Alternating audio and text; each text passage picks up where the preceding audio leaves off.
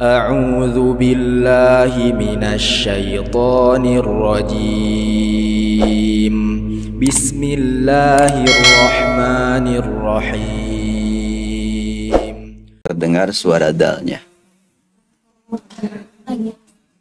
وَمَنْ يَتَبَدَّلِ الْكُفْرَ بِالْإِيمَانِ فَقَدْ ضَلَّ سَوَاءَ السَّبِيلِ. وَمَنْ يَتَبَدَّلِ الْكُفْرَ بِالْإِيمَانِ فَقَدْ ضَلَّ سَوَاءَ السَّبِيلِ. Oh, napasnya siapin dulu. Ditarik dulu sampai habis, kemudian dihemat pengucapannya. Sampai ada mubadir. Kalau mubadir seperti apa? Umpamanya kita tarik habis, itu tinggal 20% lagi. Jadi ditahan, dan orang-orang yang didengar panjang nafasnya itu sebetulnya paru-parunya sama ya. Ya, paru-paru kita itu sudah disiapkan oleh Allah Subhanahu wa taala untuk narik nafas, narik udara. Kata para ahli, sehari itu kalau diukur itu bisa lebih dari 1000 galon. Ya. Kalau air ya yang dipakai air minum segitu. Nah, kalau udara yang kita tarik itu dengan gratis ya dari Allah tanpa kita sadari, itu lebih dari 1000 galon dalam sehari. Nah, ketika umpamanya tidak diberikan kepada kita napas atau udara 2 menit saja, kayak apa? Allah bisa tersiksa kita. Jadi ini sangat penting bagi kita untuk memanfaatkan napas demi kepentingan Al-Quran, dan para ahli kesehatan banyak yang berbicara. Salah satu cara untuk menjaga kesehatan adalah ketika kita tarik sampai habis dan keluarkan sedikit-sedikit. Dan itu adalah bagi para pembaca Al-Quran sudah terbiasa. Bahkan sudah sekian banyak orang yang berbicara tentang adanya membaca Al-Quran dan sholat itu adalah merupakan upaya untuk menjaga kesehatan. Berarti kalau di sekian banyak orang yang memang berjatuhan dengan stres karena memang kurang ditangani dengan membaca Al-Quran, yang mudah sekali menghadapi bencana ya, bencana pribadi. Tapi bagi orang yang membaca Al-Quran, insya Allah, kalaulah memang sudah tiba waktunya ajal, mudah-mudahan keluarnya nafas Al-Quran juga. Ya, coba dicoba lagi lah. Ditarik dulu nafasnya biar nyampe.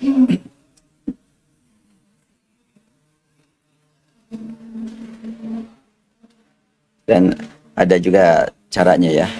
Begini pemainnya. Jadi dihabis ditarik dulu, tapi tahan dulu sebentar. Nah, tahan dulu sebentar, tidak langsung.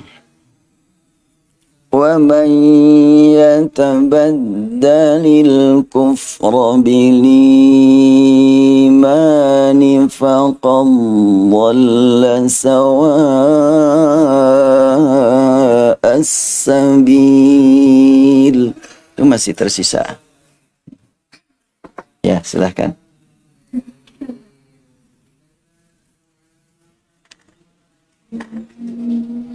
وَمَنْ يَتَبَدَّلِ الْكُفْرَ بِالْإِيمَانِ فَقَدْ ضَلَّ سَوَاءَ السَّبِيلِ. Betul kan? Nyampe? Silahkan lanjut.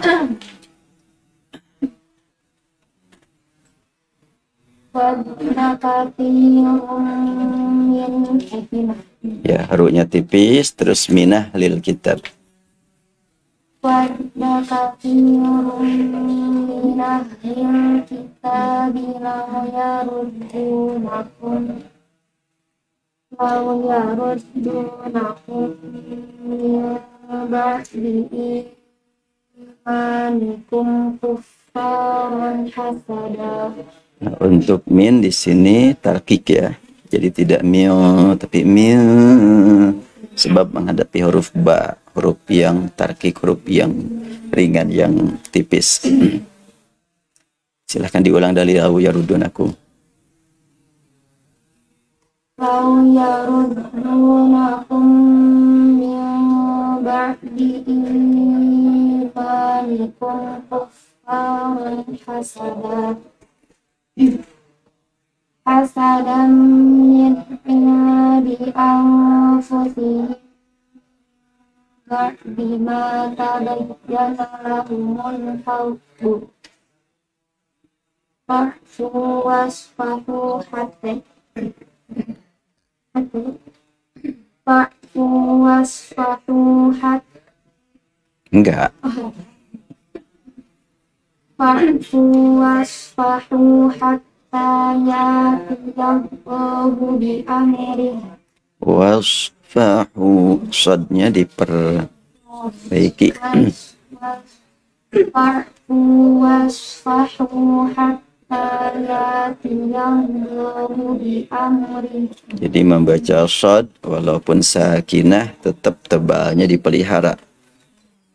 Fa'fu wasfahu wasfahu wasfahu wasfa. Fa'fu wasfahu hatta yati Allahu bi amri. Fa'fu wasfahu hatta yatiyallahu bi amri. Perlu latihan lagi shadnya ya. Innallaha ala kulli syai'in qadir. Ya. Terus wa aqimus sholata wa atuz zakata wa ma tuqaddimu li anfusikum min khairin tajiduhu indallah innallaha bima ta'maluna basir.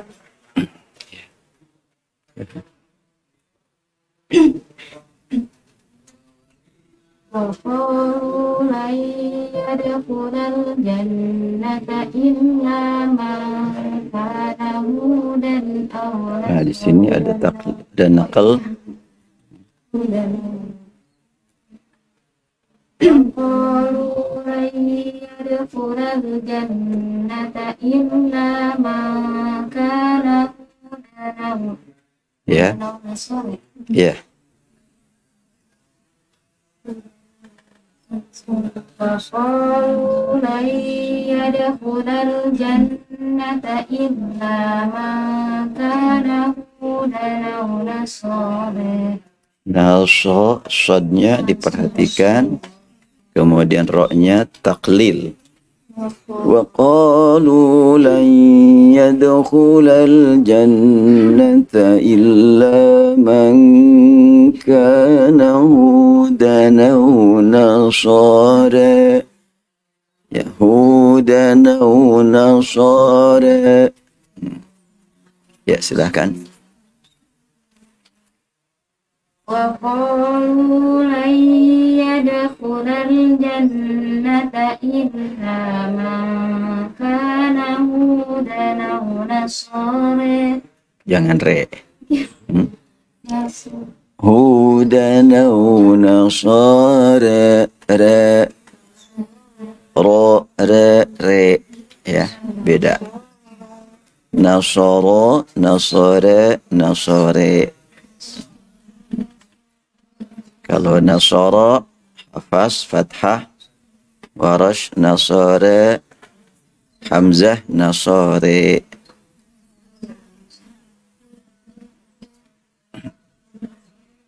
وقالوا لن يدخل الجنة إلا من كان هودا أو نصارى. Masih ya, nggak apa-apa, lanjutkan aja dulu. Tilka amanihum قل هاتوا برهانكم قل هاتوا برهانكم إن كنتم صادقين. Jadi setiap mim jamak, antum, hum, kum, him, menghadapi hamzah itu dibaca silah. Dan silahnya bukan cuma sekedar panjang, tetapi silah tawilah. Jadi dibaca yang baca mu itu silah bahasanya ya. Seperti juga Ibnu Katsir, siratal ladzina an'amta alaihim, itu silah namanya. Hanya ada silah qasirah, ada silah tawilah. Untuk Warash disebut silah tawilah sampai 6 harakat. Silahkan lanjutkan.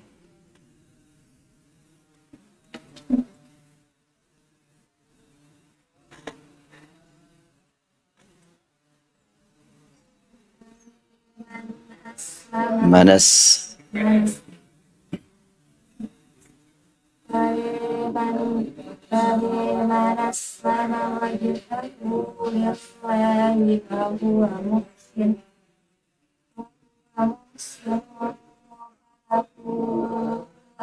Kurang panjang, 6 harokat.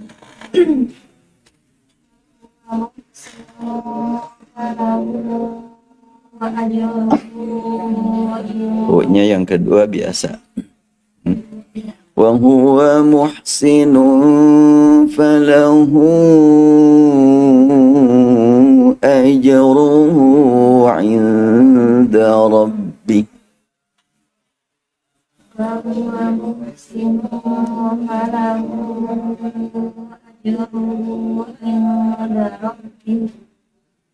ولا خوف عليهم ولا هم يحزنون.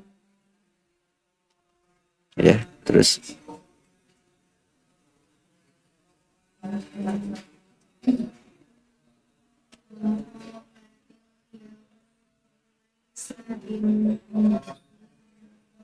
Ya. An-Nasara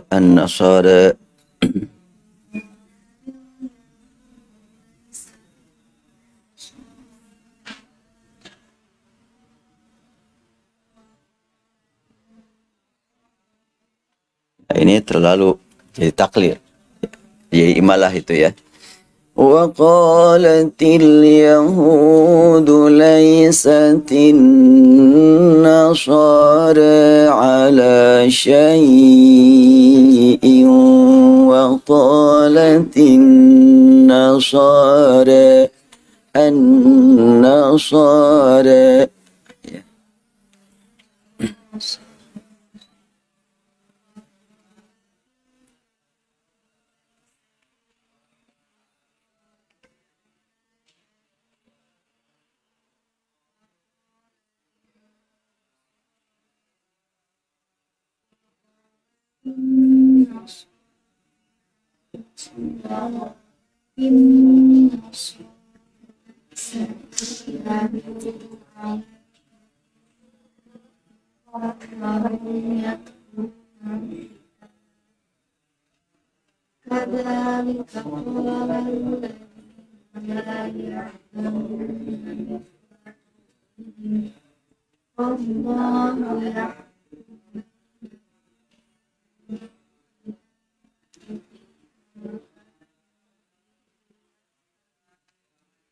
Ya, sebelum dilanjutkan perlu kita perhatikan tentang ma nansakh min ayatin aw nunsiha nati bi khairin minha aw mithliha.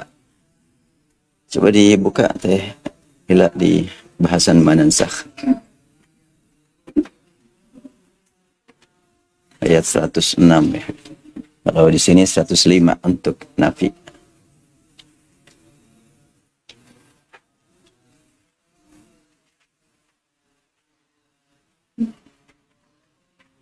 Dipakai mic dibaca.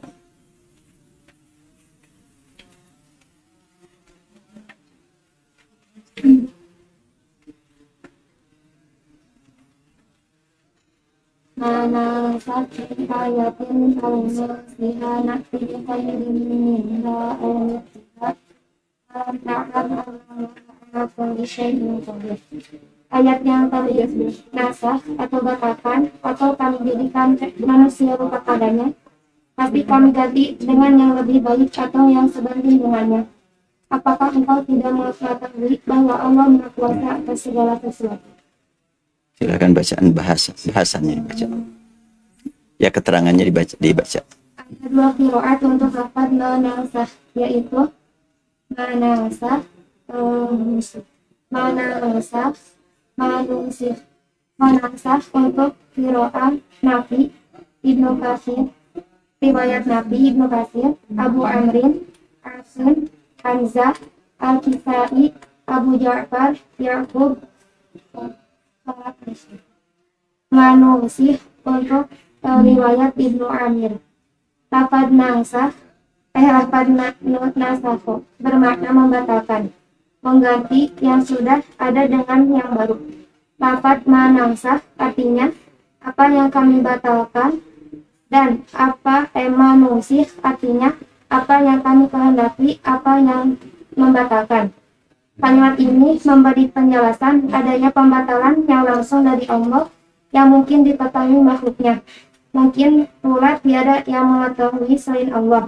Dan ada pula pembatalan berlangsung dengan melibatkan makhluknya atas izin dan kehendaknya pula. Laqad aunusiha artinya atau kami melupakan padanya, dan laqad aunusaha artinya artinya atau kami menangguhkannya, meninggalkannya. Ini memberi makna bahwa terlambatnya turun satu aturan terjadi bukan karena Allah lupa akan pentingnya aturan, akan tetapi Allah menghendaki hal tersebut dilupakan, atau Allah menghendaki untuk menangguhkannya, bahkan meninggalkannya. Semua itu karena Allah yang menentukan segala peristiwa, dan Allah Maha mengetahui apa yang diperlukan hamba-hambanya, dan Maha Kuasa untuk memberi yang lebih baik bagi mereka yang sesuai dengan tuntutan, kondisi, dan perkembangan kehidupan mereka. Ya, baik, sampai situ dulu. Berarti di sini ada bacaan nansah, ada nunsih. Sesuai dengan apa yang dipelajari dari ilmu sharaf, kalau nansah itu kan fi'il sulasi mujarrad. Ya. Kalau nunsih fi'il sulasi mazid. Ansakho yunsikhu, nahnu nunsikhu. Nasakho yansakhu, nahnu nansakhu. Jadi kalau nunsih di situ disebutkan ada keterlibatan manusia sehingga Allah Subhanahu wa taala membuktikan kesayangannya kepada manusia ketika manusia merasa ada yang dirasa perlu untuk dihapus, maka Allah hapuskan dan Allah ganti.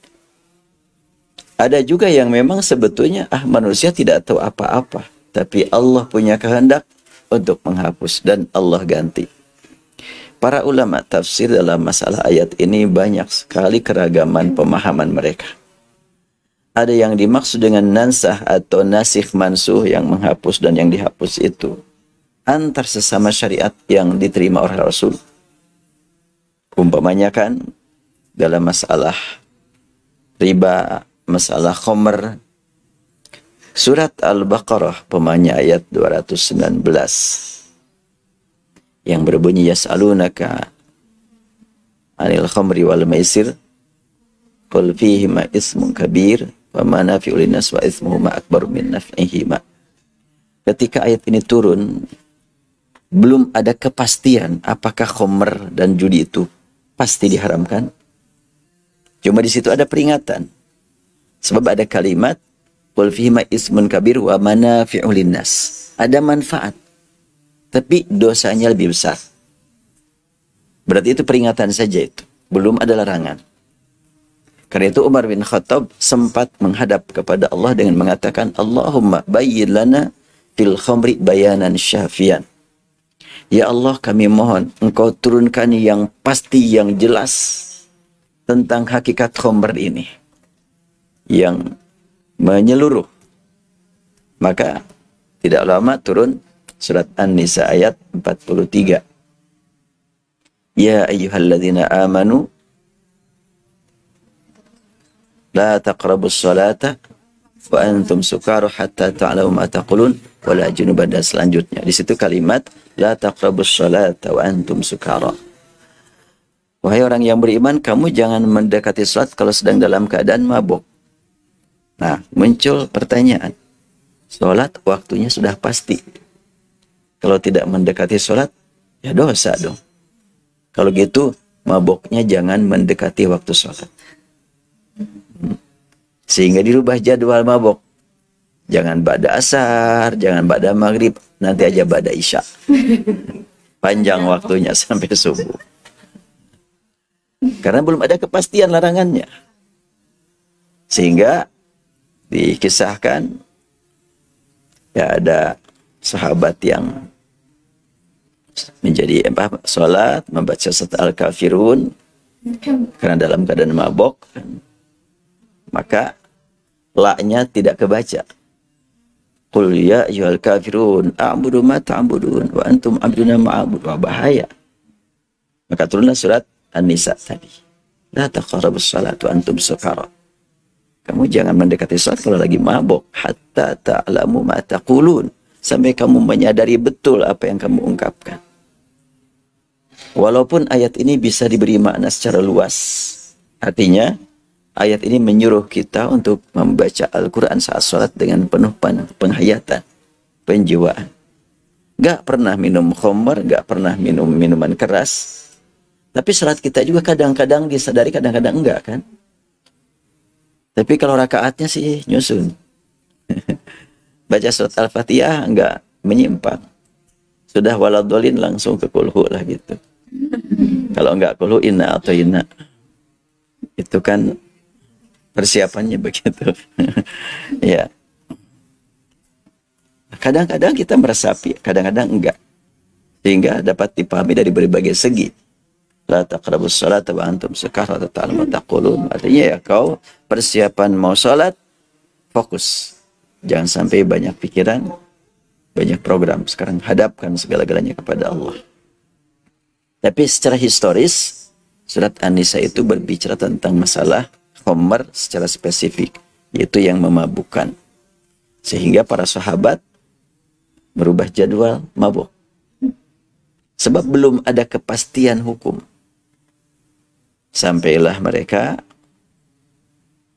dalam keadaan yang bisa menimbulkan perpecahan, permusuhan. Turunlah surat Al-Maidah. Ya ayyuhalladzina amanu innamal khamru wal maisir wal ansab wal azlam rijsum min amali syaitan fajtanibu. Kalimat fajtanibu, wah larangan keras, jauhi. Ketika mendengar kalimat fajtanibu dan ayat berikutnya fal antum muntahun, maka para sahabat langsung merespon dengan kalimat bala intahina ya Allah. Apakah kalian akan berhenti? Kalimat muntahun berarti kan sudah terbiasa melakukannya ya. Kemudian suruh berhenti. Maka mereka langsung berhenti dan tempat-tempatnya pun dihancurin. Gelasnya, kemudian botolnya dihancurin semuanya. Dipahami oleh sebahagian bahwa menerapkan ayat tersebut harus datang ke diskotik, harus datang ke toko-toko hancurin itu. Enggak begitu maksudnya. Enggak sampai ke arah sana. Sebab dakwah itu harus betul-betul bisa dipahami dan dirasakan nikmatnya. Jangan sampai membuat permusuhan. Kata orang ujung berung, karaos kahartosnya. Nah, kahartos karaos, karaos kahartos gitu. Jangan dapat dipahami tapi tidak dirasakan. Betul-betul dirasakan lah gitu. Kahartos itu ya dapat dipahami, karaos itu terasa enak gitu hidup bersama Islam itu.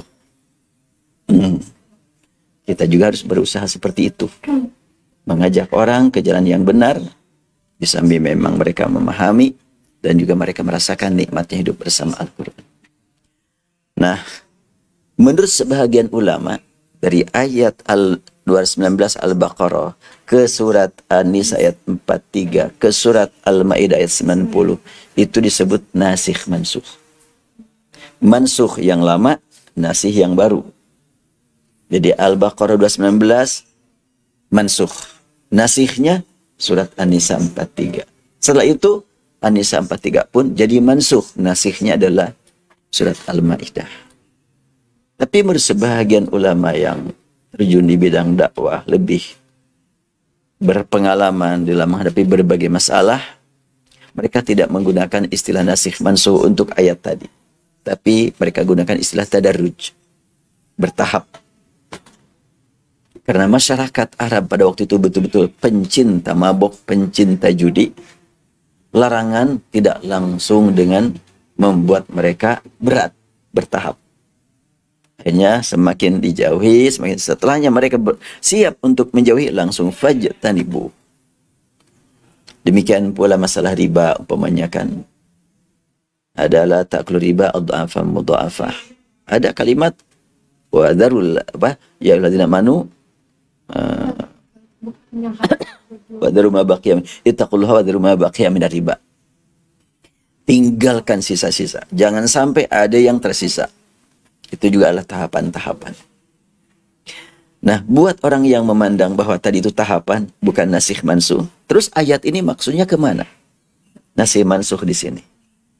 Mereka berkata bahwa nasikh mansukh itu dari rasul ke rasul berikutnya. Bahwa memang ada kewajiban dulu, sekarang tidak wajib, atau dulu tidak wajib, sekarang jadi wajib di zaman Rasulullah, itu juga termasuk nasikh mansukh. Yang mana yang tepat, yang benar, selama memang ayat tidak menunjukkan secara spesifik, ya bisa bermakna semuanya tadi. Bagi kita tentunya kita imani, inilah dari Allah, ma nansakh dan ma nunsikh. Ma nansakh, tidak kami hapuskan, atau kami tidak membuat kamu menghapuskan. Nunsikh, menjadikan terhapus. Ya. Karena dengan berbagai kesulitan, berat sekali melaksanakannya, umpamanya kan, sholat zaman dulu sampai 50 waktu, dirubah sampai menjadi 5 waktu. Itu juga lah termasuk nasikh, tetapi nilainya tidak berubah. Makanya kalimatnya, na'ti bi khairin minha au mithliha. Au mithliha. 5 waktu sholat, sama nilainya dengan 50 waktu sholat dulu. Mithliha. Atau bi khairin minha, lebih baik apanya? Lebih baik untuk kepentingan sosial, lebih baik untuk kepentingan fisik, kepentingan masa depan, termasuk juga bisa lebih baik secara nilai di hadapan Allah Subhanahu wa taala. Apabila memang berubah amal mungkin sebanding atau lebih berat, tentunya adalah bi khairin. Bertambah juga nilainya. Dari kitab Zabur ke Taurat, ke Injil, ke Quran, jelas Al-Quran khair minal kutubis sabiqah. Karena Al-Quran meliputi semua aturan, semua keperluan umat manusia. Itu khair. Jadi ayat ini karena memang tidak menyebutkan secara spesifik dalam hal apa, maka bisa bermakna khusus, bisa bermakna umum. Alam ta'lamanna Allah ala kulli syai'in qadir. Terus kita perhatikan juga sangat penting wa aqimus shalah wa atuz zakah. Salat, hubungan kita dengan Allah Subhanahu wa taala yang sangat bermakna bagi kepentingan hidup bermasyarakat.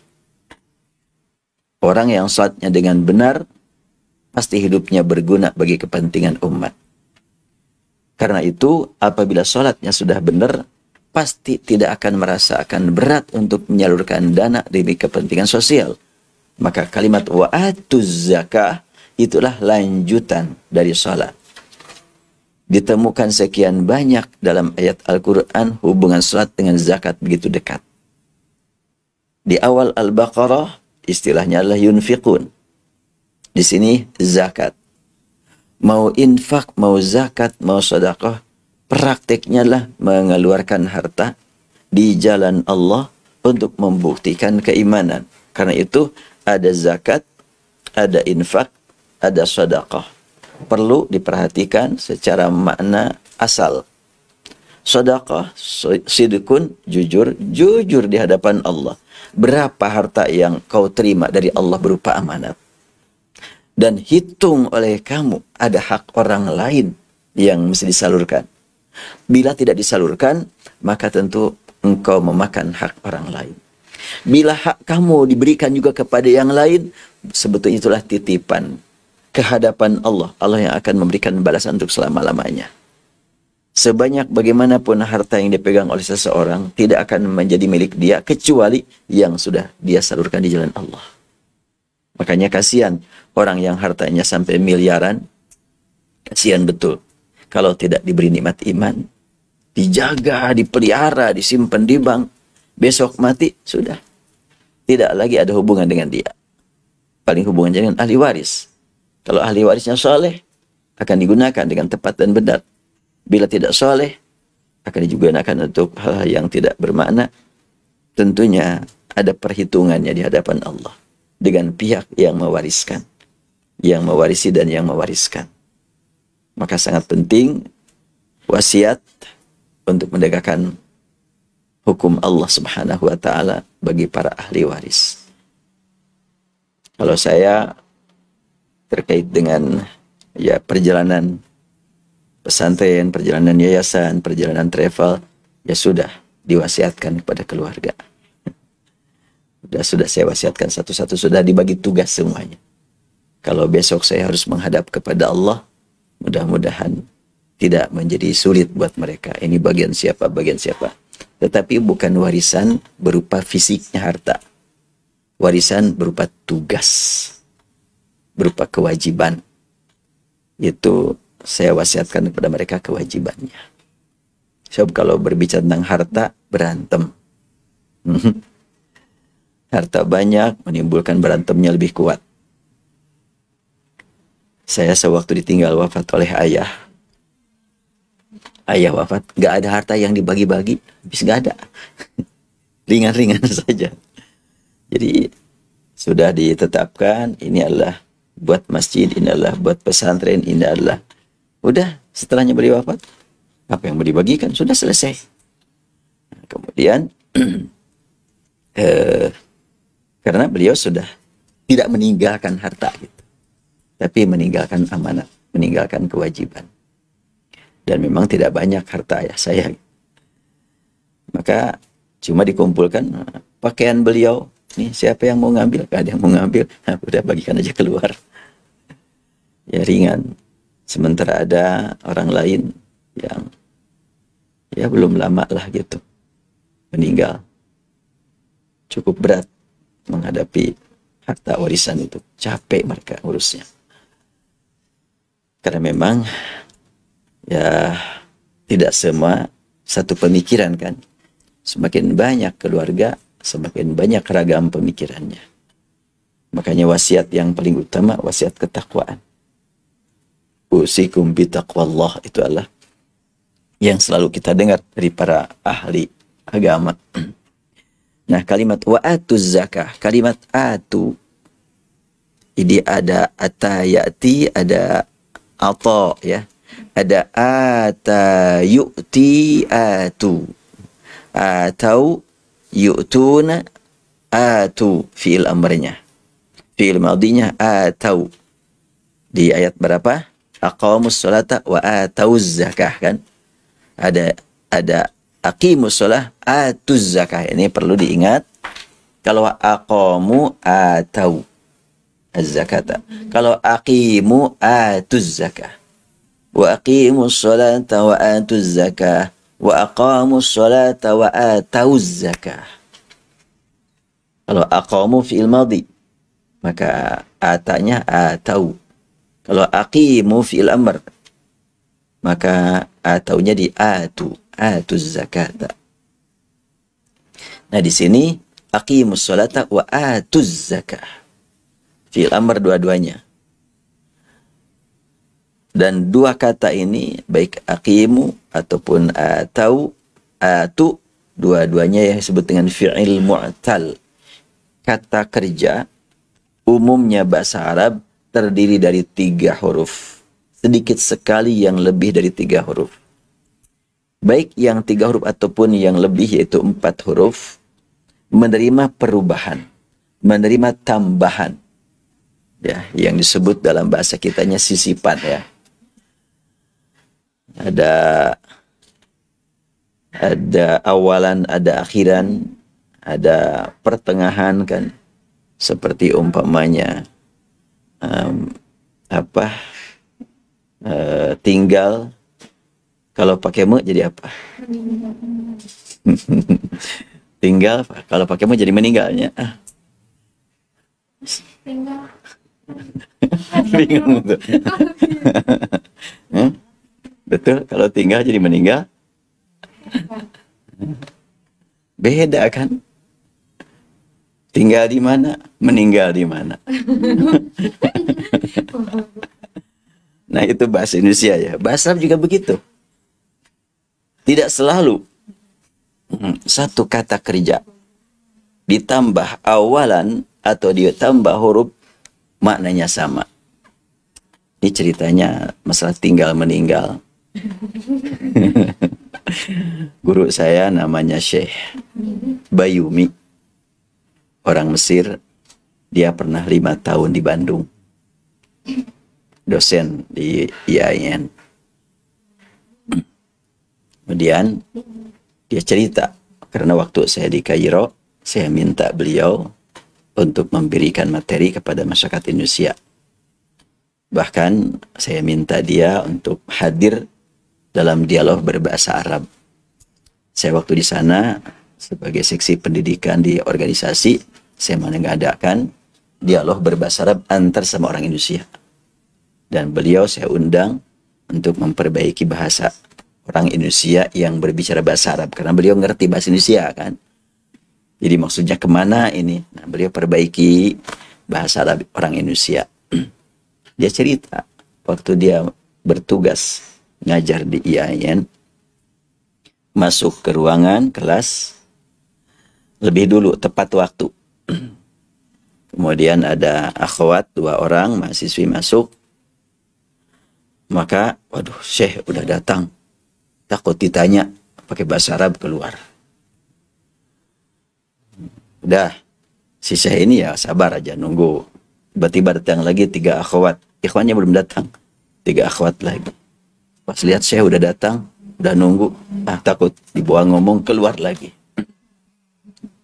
Pas ketiga kalinya masuk, baru keluar lagi, langsung kata beliau Syekh Bayumi, saya marahin. Berembuan, ganan datan bulan. Datan bulan ya. Pada ketawa, akhwat.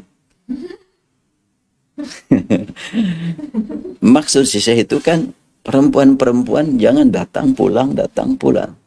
Tetapi dia menggunakan ya lisan orang Mesir. Perempuan jadi berembuan. Jangan jadi ganan. Datang jadi datan. Pulang jadi bulan. Karena orang Arab pada umumnya tidak bisa menyebut P. Jadi B. Ang jadi an. Pulang jadi bulan. Ketika ganan datan bulan. Ketawa. Kesel dia. Saya marah kepada mereka malah ketawa. Hanya dia pundung. Keluar. Langsung ke teman-temannya orang Mesir. Cerita apa yang dia alami. Diketawakan sama teman-temannya. Ya iyalah, katanya pasti mereka ketawa.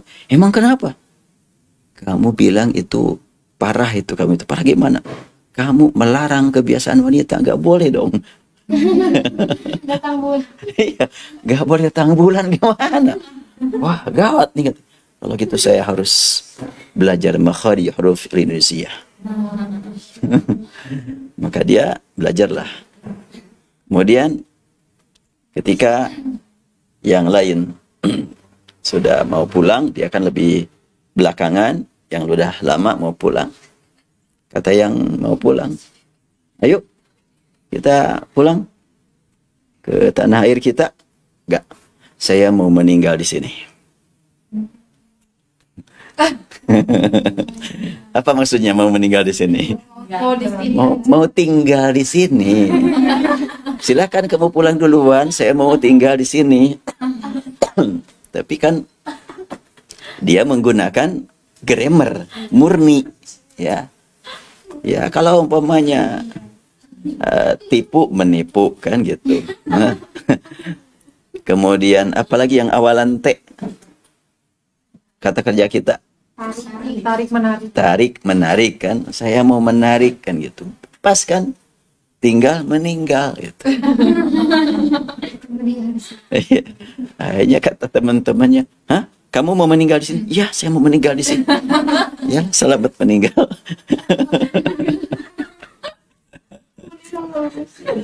Ya, itu tentunya kan dalam bahasa yang lain juga ada yang sebut dengan qiyasi, ada yang sebut dengan ghair qiyasi. Ya, dalam bahasa Inggris ada apa istilahnya? Kan sudah belajar bahasa Inggris. Yang beraturan dengan yang tidak beraturan apa bahasanya? Ya, ya itu ada irregular, ada irregular verb kan gitu. Demikian juga bahasa Arab. Ya bahasa kita tinggal, meninggal. Ya untuk tinggal nggak bisa pakai awalan me, sebab bisa berubah arti. Bahkan bahasa Sunda lebih parah. Antara manfi dengan musbat sama. Antara yang dinafikan dengan yang diisbatkan sama. Ditanya pemanya. Terus tuang, teu acan. Geus dahar, acan. Acan dengan teu acan sama artinya? Coba. Acan tuh belum. Teu acan juga belum. Gimana sih? Itu bahasa Sunda tuh, parah tuh. Coba kalau orang belajar bahasa Sunda hanya dari grammar, bisa ancur-ancuran tuh. Jadi makanya bahasa Arab, bahasa apapun ada qiyasi, ada sama'i dalam bahasa, dalam istilah bahasa Arab itu. Kalau berhubungan dengan masalah grammar, ikut grammar disebut qiyasi. Kalau di luar grammar disebut sama'i, sesuai dengan yang didengar. Ya. Contoh yang lain.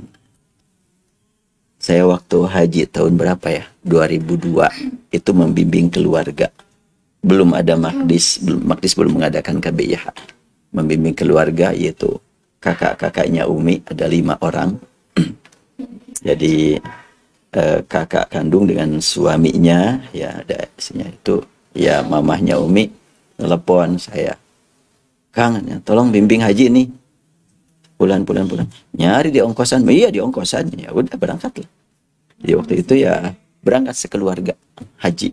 Waktu itu masih muda. Daftar waktu itu langsung berangkat. Sekarang antrian sampai 20 tahun. Tambah lagi dengan pandemi. Tambah lagi jarak waktunya juga. Waktu itu saya berangkat dari Cianjur. Di bis berangkat dari Jeddah ke Mekah. Kan di situ ada kiai kampung, pesantrennya besar. Sudah dalam keadaan pakaian ihram, naik bis dari Jeddah ke Mekah. Di tengah malam di perjalanan, seorang kiai itu bolak-balik ke depan, ke belakang. Ada apa nih si bapak? Ke supir. Ternyata dia bilang ke supir, "Abu ya, ghurfah shaghirah." Iya. Ya nggak ngerti supir apa maksudnya ghurfah shaghirah. Cuek aja, jalan aja terus. Oh, ini si bapak ini mungkin mau ke toilet, mau pipis, kelihatannya udah nggak kuat. Hanya langsung saya panggil supir itu. Ini mau ke daurat mia, mau kucing, langsung berhenti. Kenapa dia bilang ghurfah shaghirah nggak berhenti? Ya nggak pernah dipakai istilah ghurfah shaghirah. Ghurfah shaghirah kan kamar kecil. Jadi diarabkan dia. Bahasa Indonesia diarabkan gitu. Yang orang Arab sendiri nggak ngerti. Jadi tidak dipakai istilah ghurfah shaghirah. Itu kan bahasa halusnya kita, kamar kecil gitu. Memang kecil sih. Ya itu maksudnya bahwa dalam bahasa manusia seperti itu, bagaimana dengan bahasa Arab? Bagaimana dengan bahasa Quran? Makanya bahasa Quran tidak hanya sekedar mempelajari kosakata, tapi juga memang penggunaan susunan kalimat dalam bahasa Quran lebih tinggi dibanding dengan bahasa manusia. Nah sekarang atuz zakah. Kenapa menggunakan kalimat atu? Dan biasa diterjemahkan dengan menunaikan kan? Ya, tidak diberi, dipahami memberi. Karena memang kalau memberi bukan atu tapi a'tu. Pakai ain dan huruf to. Kalau hamzah dan ta datang. Ata yu'ti mendatangkan. A'ta yu'ti memberi. Di dalam penggunaan kalimat zakat, infak, sedekah, Al-Quran menggunakan kalimat ata, tidak a'ta. Untuk a'ta, sifat untuk Rasul dan untuk Abu Bakar ada. Inna a'tainakal kautsar. Wala sawfa yu'tika rabbuka fatarda. Fa amma man a'ta wattaqa wa saddaqa bil husna. Rasulullah sallallahu alaihi wasallam dinyatakan dalam surat Al-Kautsar, inna a'tainaka, sesungguhnya kami telah memberikan kepadamu. Yang namanya pemberian ada perpindahan hak dan kewenang, perpindahan. Tapi kalau ata dan ata yu'ti tidak ada perpindahan hak. Tapi yang ada adalah pemanfaatan. Berarti kalau orang memegang harta begitu banyak, lalu dikeluarkan zakatnya kepada mustahik, jangan sekali-kali merasa aku memberi. Tapi hanya menyalurkan.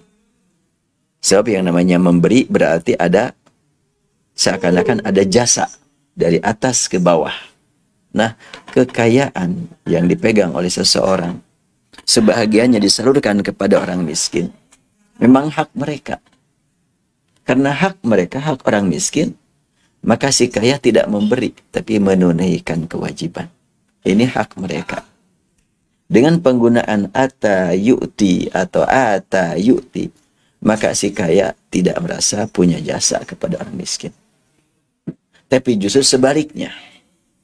Ketika orang memiliki atau memegang amanat banyak berupa harta, datang orang miskin yang benar-benar dia mustahik, maka orang kaya akan merasakan bahagia kedatangan orang miskin. Kenapa bahagia? Karena akan mendapatkan bantuan dari orang miskin. Bantuan gimana? Bantuan dalam mengemban amanah berupa harta. Meringankan amanat. Bukan sebaliknya, datang orang miskin, datang lagi nih orang. Lain gawe katanya.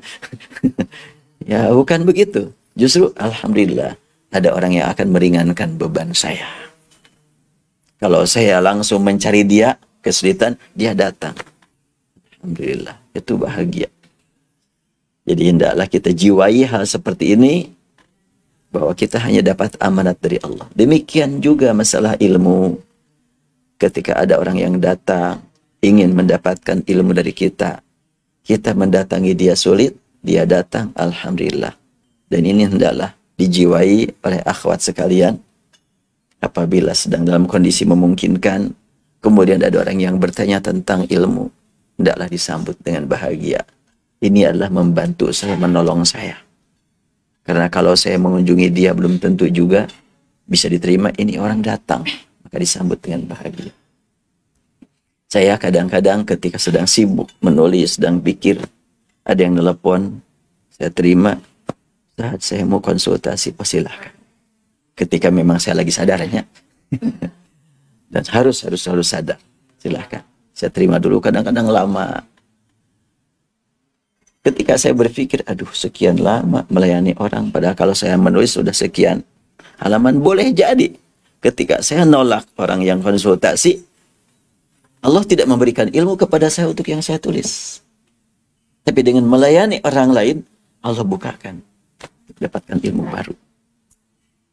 Itu harus betul. Kalau sudah kita hubungan dengan Allah Subhanahu wa Ta'ala, akan ada kenikmatan yang memang di luar jangkauan. Karena itu diharap mudah-mudahan akhwat semuanya nanti kalau sudah terjun ke masyarakat, jangan pilih-pilih orang yang mau mencari ilmu kepada kita. Pilih-pilih. Sebab nilai dari Allah Subhanahu wa Ta'ala itulah secara keseluruhan. Bukan secara per poin atau per kelas, enggak, secara keseluruhan. Kalau kita umpamakan dengan supermarket atau dengan serba ya, Ada yang disebut dengan hypermart, entah supermarket, entah apa namanya. Di situ ada barang yang mungkin tidak berharga dan terpelihara sudah sekian lama, masih ada, gak ada yang beli. Mungkin orang berkata, ini ngapain disimpan di sini? Itu laku, buang aja deh. Justru disebut toko serba karena ada dia. Iya, kalau tidak ada barang ini, tidak disebut toko serba ada. Makanya demikianlah kalau kita umpamanya nanti terjun ke masyarakat, mungkin ada para pelajar yang betul-betul cerdas. Oh, saya senang ngajar orang ini. Ada orang yang, aduh, susah, capek ngajar dia. Udahlah, kamu mah jangan di sini lagi, capek saya. Boleh jadi kita mendapatkan kemudahan mengajar yang lain karena kita sabar menghadapi orang ini. Ya, satu kesatuan itu. Dan nilai dari Allah juga akan satu kesatuan. Atau umpamanya saya hitung dengan masalah materi. Sebelum pandemi, saya punya kelas taklim dekat dari sini. Saya bisa ya berangkat sendiri tanpa harus didampingi supir karena dekat. Dan dari taklim itu, saya biasa mendapatkan dana untuk pesantren. Lumayanlah besar. Terkadang masuk ke rekening saya 10, 15, 20 juta. Padahal cuma ngisi 1 jam dalam sepekan. Tapi bisa masuk. Sementara ada yang saya isi jauh jaraknya. Nah, kemudian waktunya juga hampir perjalanan 2 jam. Di sana cuma ngisi 40 menit. Pulang sampai 2 jam lagi. 5 jaman lah waktu untuk ngisi tempat-tempat tersebut. Kalau kita perhitungkan secara materi, saya bisa mengatakannya nggak ada penghargaan dari situ. Kadang-kadang memang setan membisik, udahlah jangan diisi. Nggak ada penghargaan sama sekali. Saya melihat bukan lembaga, tetapi masyarakat yang begitu semangat. Kata pihak yang ada di situ kan rutin beberapa kali dalam sepekan. Yang suka penuh jamaah sewaktu saya dan sewaktu Ustadz Fulan ada 2. Saya langsung merasa keterpanggilan. Kalau saya nggak hadir, sekian banyak orang kecewa. Ya tapi lembaganya nggak ada penghargaan sama sekali. Penghargaan jangan kita cari dari lembaga, jangan dari orang. Dari Allah Subhanahu wa Ta'ala. Justru kita mendapatkan dari yang lain yang begitu mudah karena kita berjuang untuk melayani yang susah ini. Itu satu kesatuan. Nah, kalau umpamanya kita tampilkan dengan kendaraan, mana yang lebih penting dalam mobil? Pelek,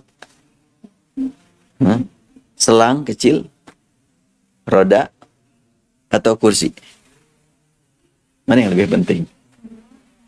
Semua, nggak ada yang lebih. Iya, tampilannya bagus, rapi. Kemudian ada selang bensin yang tertutup. Nggak jalan itu. Jangan dianggap, selang ini kecil. Nggak bisa begitu. Kalau tidak ada itu, nggak jalan semuanya juga. Jadi satu kesatuan. Demikianlah dalam amal kehidupan kita sehari-hari. Jangan sampai ada sedikit amal baik yang dianggap remeh. Itu satu kesatuan di hadapan Allah Subhanahu wa Ta'ala. Ketika umpamanya nanti akhwat sudah duduk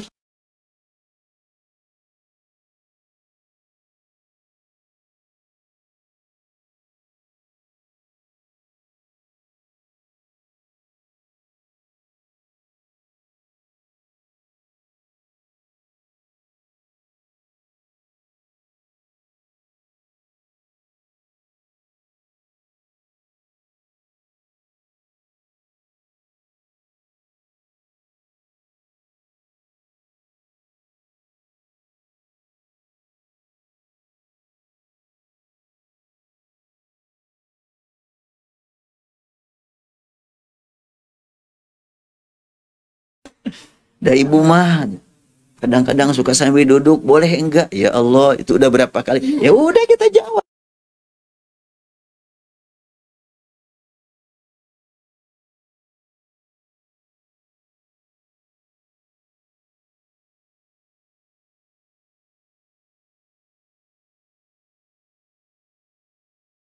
kita untuk dekat dengan Allah.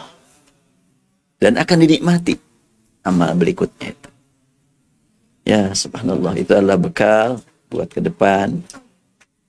Ya, mungkin akhwat tidak lama lagi dapat tugas dari Allah. Ya. Pipi berapa lama lagi? Sini. 5 bulan lagi. Ila? 7.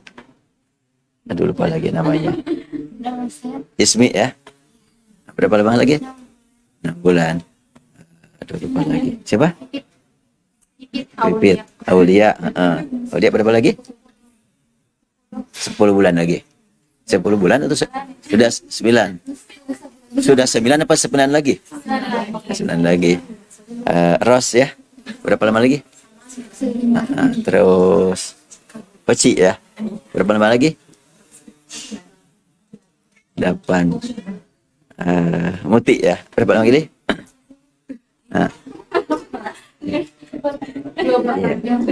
Diperpanjang. Iya, diperpanjang 2 tahun lagi.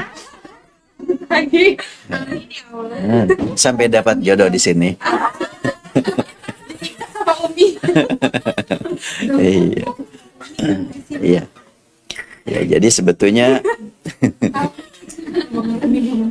ya yang penting makan soleh kan. Jodoh itu nggak apa-apa, hafal Quran juga. Urusan ganteng, itu nomor 1. Iya. Iya, kan gitu aja. Jadi ya mudah-mudahan sejak sekarang dipersiapkan untuk terjun ke masyarakat nanti. Kalau sudah terjun itu banyak ilmu dari pengalaman. Dan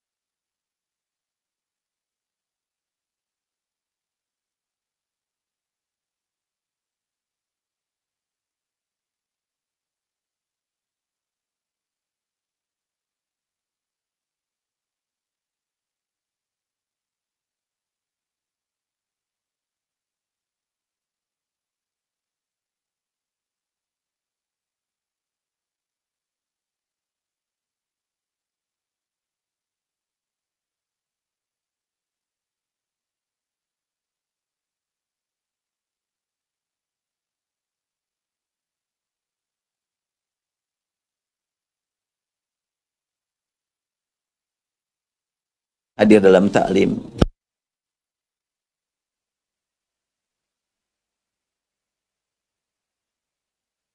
Layani dia.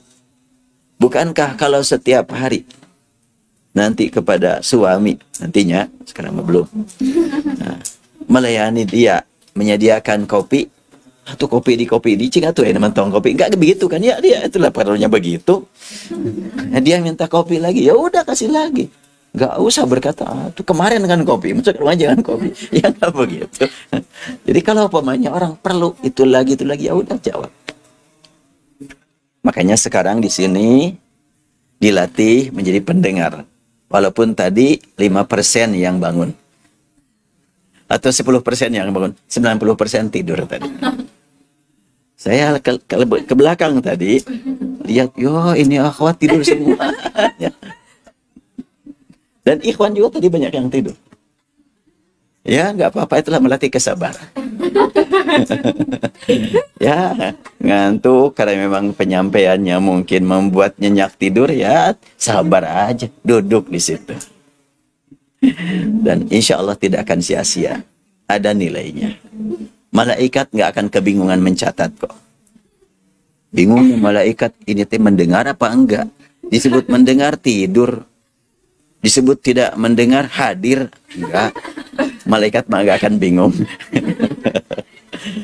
Sebab ya Allah menugaskan kepada malaikat untuk mencatat sesuai dengan perjuangan masing-masing. Oh ya, ya silakan.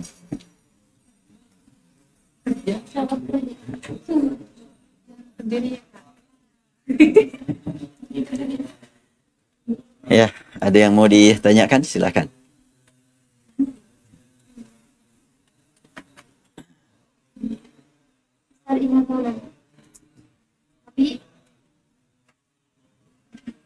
Ini pakai ini biar kedengaran masuk pertanyaannya.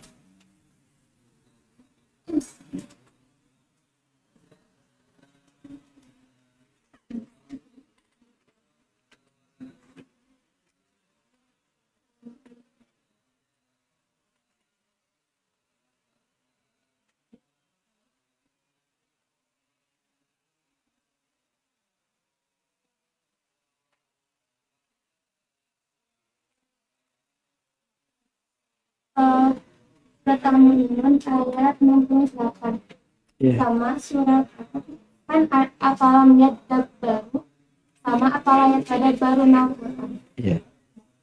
Kan itu teh sama mustaqal Ustaz, huruf ini teh. Tapi dalam artinya sama gitu ayat. Ya, ia tadabbaru dengan yadabbaru ya. Ia tadabbaru jelas wajan ifta'ala ya. Ya tafa'ala ya. Tafa'ala ya tafa'alu. Yadabbaru juga wazan tafa'ala, cuma diidghamkan kan. Ya tadabbaru. Ta'nya diidghamkan kepada huruf dal. Jadi yadabbaru. Secara ilmu sharaf maknanya sama. Ya tadabbaruna dengan yadabbarun. Tapi secara bacaan antara ya tadabbaru dengan yadabbaru mana yang lebih berat? Yadabbaru lebih berat kan pengucapannya. Berarti maknanya juga begitu. Bahwa tadabbur Al-Quran ada tingkatan-tingkatannya. Ya. Tadabbur Al-Quran ada tingkatan-tingkatannya sesuai dengan kondisi, sesuai dengan juga kemampuan ilmu, sesuai dengan kondisi kalbu. Apabila kita berjuang lebih mendalam lagi tentang tadabbur Al-Quran sampai boleh jadi hanya 2 kata perlu waktu demikian lama karena ingin secara mendalam sekali, itu bisa dikatakan yadabbaru. Tapi ketika kita membaca satu ayat dan sudah dipahami dan sudah ada pengaruh pada diri kita, berlalu saja, itu yatadabbaru.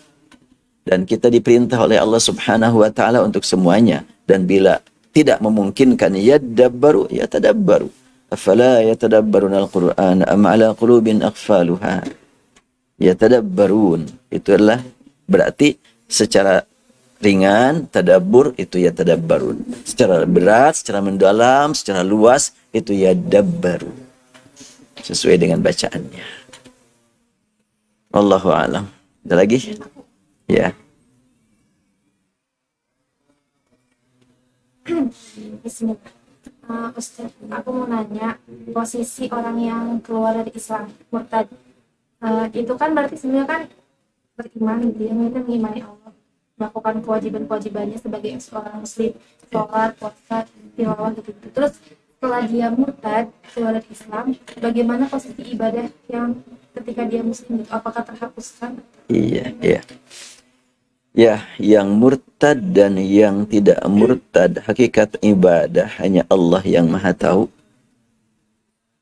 Di zaman Rasulullah pernah ada seorang sahabat yang berangkat perang, dan kemudian ada teman dekatnya melihat orang tadi begitu siap untuk berperang.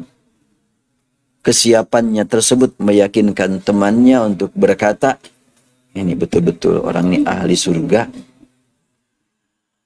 Begitu hebat semangat berperang. Dan kalimat itu disampaikan kepada Rasul. Rasul bersabda, dia ahli neraka. Kaget kan sahabat? Hah? Ahli neraka. Begitu semangatnya berjihad. Ada apa di balik itu? Aku penasaran. Karena Rasul tidak mungkin salah. Maka sahabat yang mengira bahwa dia ahli surga ternyata oleh Rasul dinyatakan ahli neraka, langsung membuntuti waktu perang. Memantau terus, dekat terus. Dan Rasul tidak. Tapi orang tadi ingin tahu apa yang dikerjakan. Kok kenapa disebut ahli neraka? Dia berperang begitu hebat. Lalu dia cedera. Dan setelahnya cedera, dia langsung meletakkan pedangnya di perut. Dan dia langsung menjatuhkan dirinya sampai mati. Akhirnya orang tersebut datang kepada Rasul. Ya Rasulullah, aku betul-betul mampu. Aku menemukan jawaban yang sementara ini dipertanyakan dalam diriku. Engkau sudah menyatakan bahwa dia ahli neraka. Betul ya Rasulullah, dia ahli neraka. Disampaikan kepada yang lain. Dan Rasul tidak lihat. Tapi karena bimbingan wahyu kan. Akhirnya orang tersebut cerita kepada yang lain. Betul-betul apa yang disabdakan Rasul itu benar dari Allah Subhanahu wa taala. Aku semakin yakin akan sunnah Rasulullah. Nah, orang tadi gak kelihatan keluar dari Islam.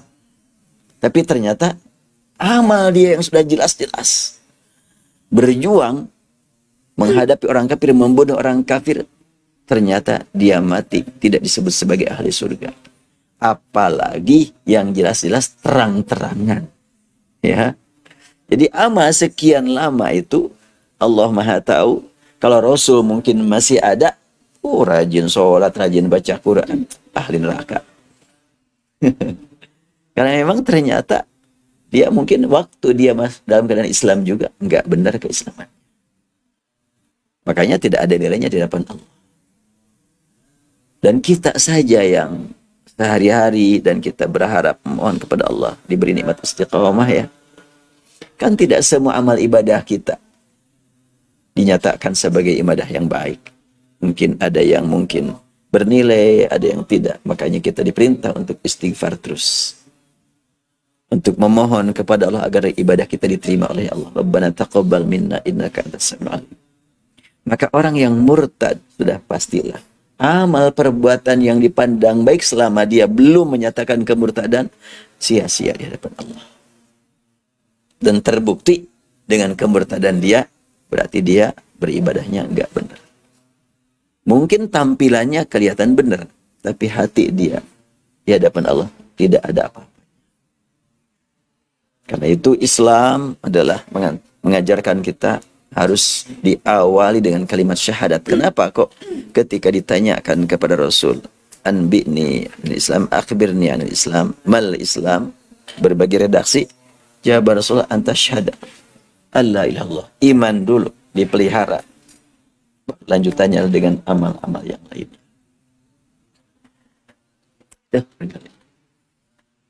Masih ada lagi, silahkan. Udah cukup ya, ya pakai biar kedengaran pertanyaan. Ini udah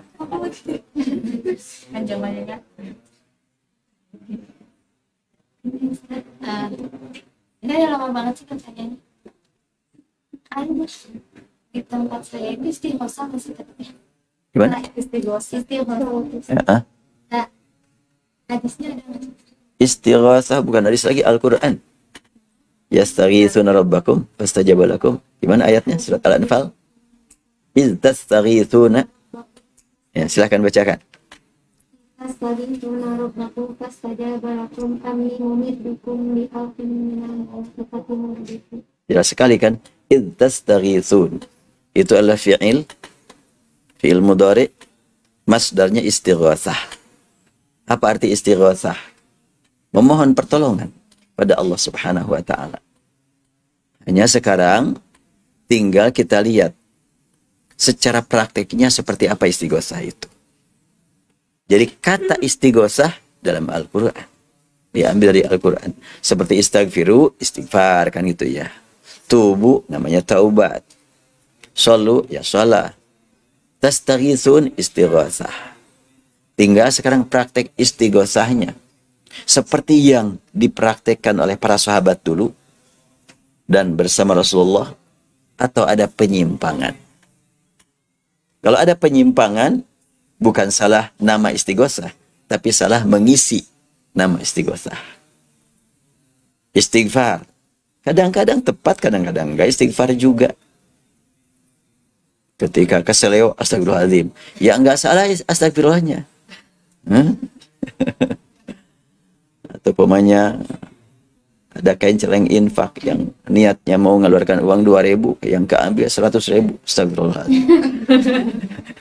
Ini dimasukin lagi. Itu bukan salah baca astagfirullah, tapi penerapannya. Nah, istighatsah, nama istighatsahnya ada. Namun ketika istighatsah itu memohon pertolongan kepada selain Allah, itu yang bertentangan dengan makna istighatsah yang sebenarnya. Seperti apa? Dulu saya pernah belajar satu tariqah sufiyah. Jadi kalau saya berbicara tentang tariqah sufiyah, ada berbicara tentang berlandaskan ilmu, informasi, hasil baca, dan pengalaman. Pengalamannya juga. Pengalaman, saya masuk kepada salah satu tariqah. Belakangan, saya langsung ketika membaca surat Ad-Duha, apa kalimatnya? Wad-duha wal-laili idza saja ma wadda'aka rabbuka ma qala wa la akhir laka min wala wala sawfa yu'tika rabbuka fatalla. Alam yajidka yatiman fa'awa wa wajadaka dhallan fahada. Saya nikmati betul kalimat ini. Wa wajadaka dhallan fahada. Allah menemukan engkau dulu dalam keadaan tidak benar akidahmu, tidak benar keyakinanmu, Allah berikan hidayah. Nikmat membaca ayat itu. Karena dulu saya hampir-hampiran. Cuma alhamdulillah Allah berikan hidayah melalui lisan ayah saya sendiri. Saya diajak oleh salah seorang guru agama di Sanawiyah atau di SMP. Dulu saya PGA namanya, sekarang sudah nggak ada PGA. Diajak ikut masuk ke aliran tasawuf tersebut. Ya, saya diizinkan oleh ayah. Silahkan. Setelahnya selesai, 3 hari 3 malam di tempat tersebut, dikasih makan hanya waktu buka sedikit ya. Mungkin kalau dikasihkan ke Mang Abai 1 suapan lah. Dan tidak dikasih apa-apa, cuma nasi dan teh. Nggak pakai apa-apa. Garam pun enggak. Apalagi pakai bakso, pakai uang, enggak ada itu. Itu mah buat santri Makdis. Nah, kemudian tidak dikasih sahur. Coba 3 hari saum, cuma buka tanpa sahur, itu pun sedikit. Dan ada penekanan tidak boleh bicara selain hanya kepada Allah. Sudah dikasihkan doa-doa. Sehingga komunikasi dengan teman-temannya, pamanyun-manyun lah Pak Ben. Ketika keluar kalimat, nanya, kata, lupa. Ya lupa lah. Saya juga lupa. Ingat ngomong. Ya udah. Kemudian nggak boleh tidur selama 3 hari 3 malam. Kecuali kalau ketiduran. Saya mah ketiduran malah nyenyak.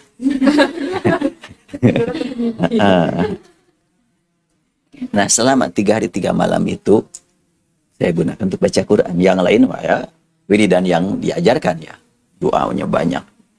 Baca la ilaha illallah sampai 16.000 satu kali duduk. Itu nggak boleh berubah kaki itu. Mendingan kalau di kursi enak, ini duduk di bawah. Sila lah gitu kan. Saya emang nggak patuh kepada aturan itu. Pakai baca Quran saja. Tapi pas istighosahnya saya terima, ada pedomannya. Nah ketika selesai, saya sampaikan kepada ayah. Ini istighosah ini seperti apa?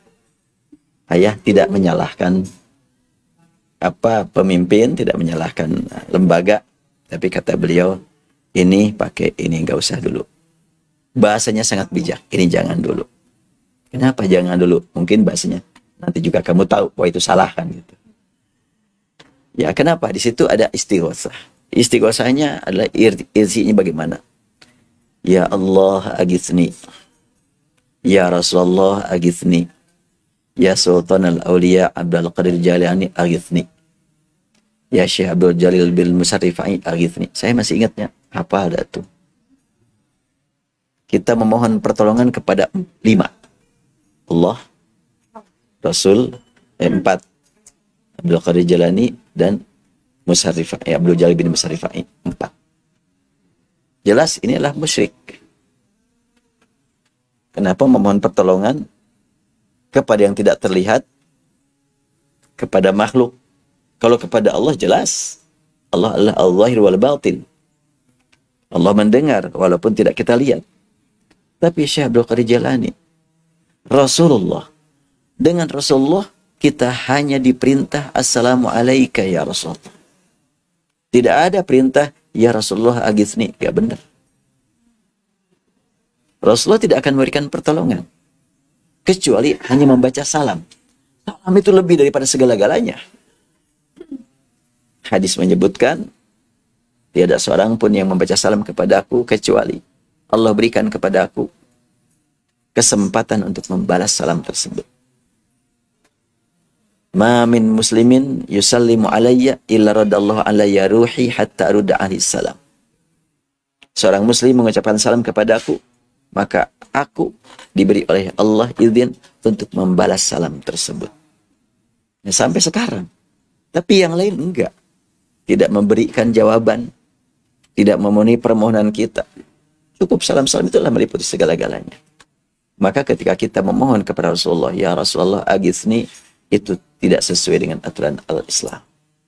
Apalagi kepada seorang yang disebut-sebut Syekh Abdul Qadir Jailani. Siapa Syekh Abdul Qadir Jailani? Beliau seorang ulama besar, mujahid.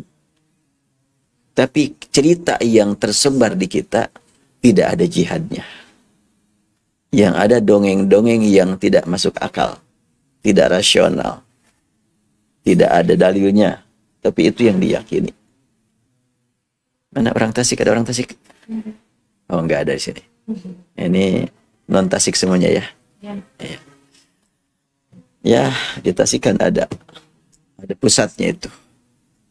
Pusat yang berhubungan dengan Muslim. Di Banten juga ada pusatnya itu. Ada orang Banten sini? Oh iya, ini Banten. Ya, di Banten tuh pusatnya itu. Dan guru saya juga dulu hubungannya dengan Banten juga. Ya, jadi istighosah itu yang memohon kepada Allah ikuti, silahkan.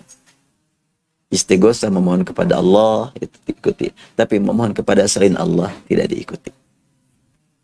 Jadi saya tidak mengatakan istighosah itu salah atau benar, yang mana isinya. Jadi kalau mohon kepada Allah, idz tastaghitsuna rabbakum fastajaba lakum anni mumiddukum bi alfin minal malaikati murdifin. Sekali. Wallahu alam. Baik, sudah jam 8.33. Mungkin nanti ada kelas. Kita cukup sampai di sini. Enak di sini kan daripada di sana sempitnya. Di sini lebih luas. Kita tutup subhanakallahumma bihamdik nasyhadu an la ilaha illa anta nastaghfiruka wa natubu ilaik. Walhamdulillahirabbil alamin. Assalamualaikum warahmatullahi wabarakatuh.